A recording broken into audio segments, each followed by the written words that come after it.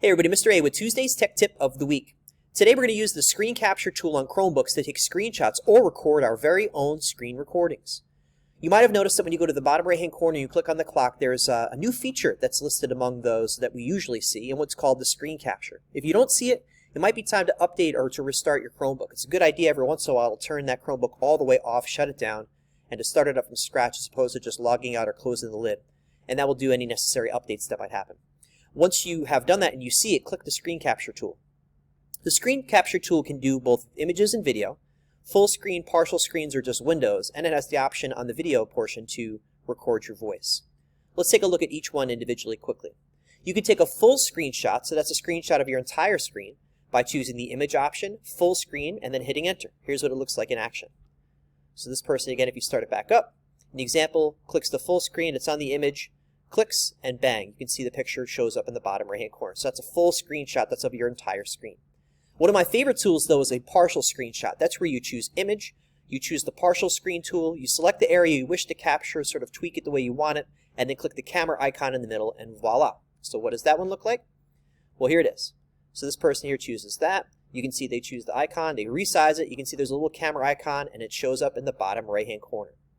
Another option you have is to take a window screenshot. So that's if you have multiple windows open, you can take a picture of just that particular window. To do that, again, once idea, you click the image, window icon, choose the window, and a screenshot will be taken. I think of the options here, this is probably the least useful, but just something handy in case you want to use it. Maybe another feature that you may not realize it has, but something that might be important to you, is it actually has a little built-in photo editor as well. So when you take the screenshot, if you click edit, it'll pop open and give you the option to annotate right on it, to change the contrast or brightness, to rotate it, and a couple other things. So I would encourage you to check that out as well. Yet maybe the coolest feature that's been added as part of the screen capture is the ability to screen record. So that's where you are moving, maybe going through a slide deck and recording your voice as well. We use Screencastify and some other tools to do this, but it's nice to know you can just do it right on your Chromebook without using some sort of other extension or application. To do that, you'll choose video, then whatever you want, the full screen, partial screen, or window icon. You can toggle the mic on or off by clicking the cog wheel, and then again, toggling the mic on or off by moving this little switch left or right.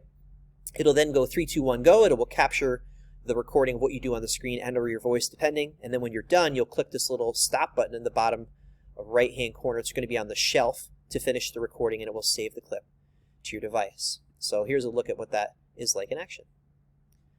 So again, clicked it, went with the video, chose the particular partial screenshot or area. They started to do some stuff on the screen.